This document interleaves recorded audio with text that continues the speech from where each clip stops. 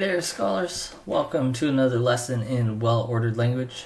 Today we're going to be reading a story that uses prepositional phrases called Samba the Coward.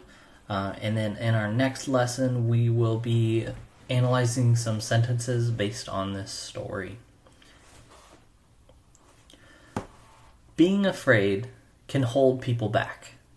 It can rob us of our ability to try new things and keep us silent when our voice should be heard. This African folktale, retold by Scottish author Andrew Lang, features the boy Samba, who is afraid of everything. Will he grow up to be a coward or a brave man?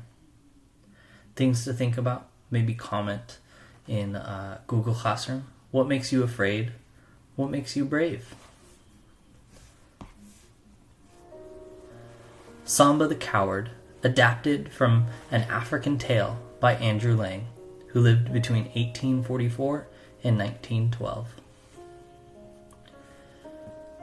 In a great country far away south, through which flows the river Nile, there lived a king who had an only child called Samba. Now, from the time that Samba could walk, he showed signs of being afraid of everything. And as he grew bigger, he became more and more frightened.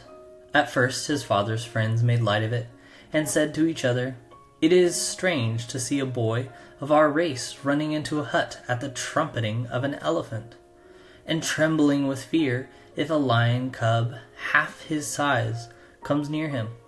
But after all, he is only a baby, and when he is older, he will be as brave as the rest." "Yes, he is only a baby," answered the king, who overheard them.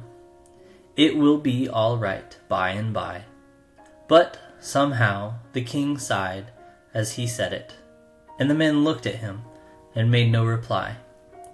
The years passed away, and Samba had become a tall and strong youth. He was good-natured and pleasant, and was liked by all.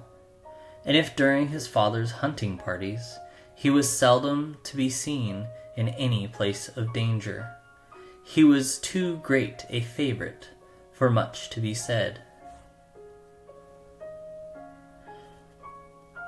At long last, the celebration of Samba's passage into manhood was nearing, and the people said, "When the king holds the feast and declares Samba to be his heir, he will cease to be a child."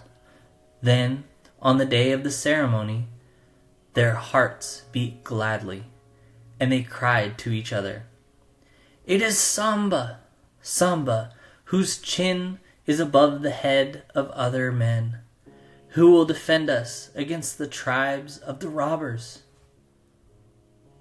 Not many weeks after, the dwellers in the village awoke to find that during the night their herds had been driven away, and their herdsmen carried off into slavery by their enemies.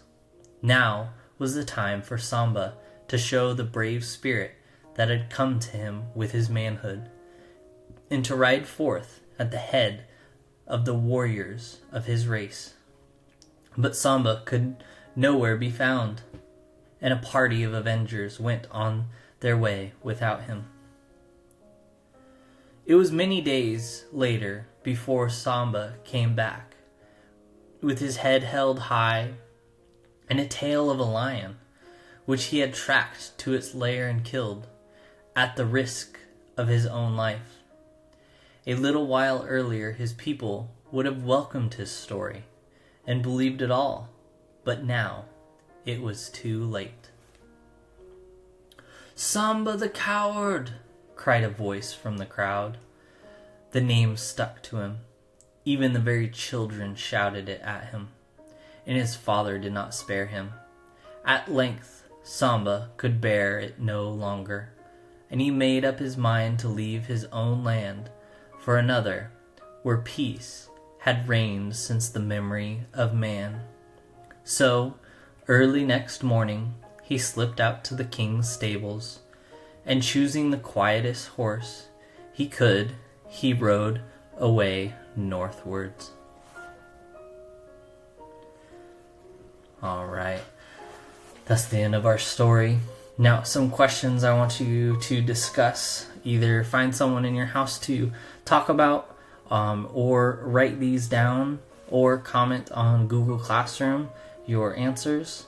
But these are questions to ponder about this story.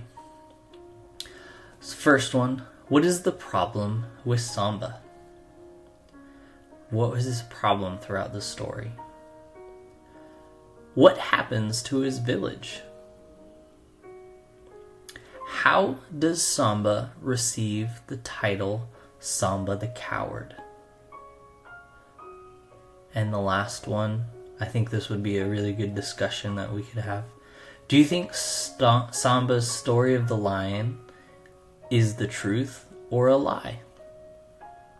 Alright, I hope to see your responses on Google Classroom, and we'll see you next time.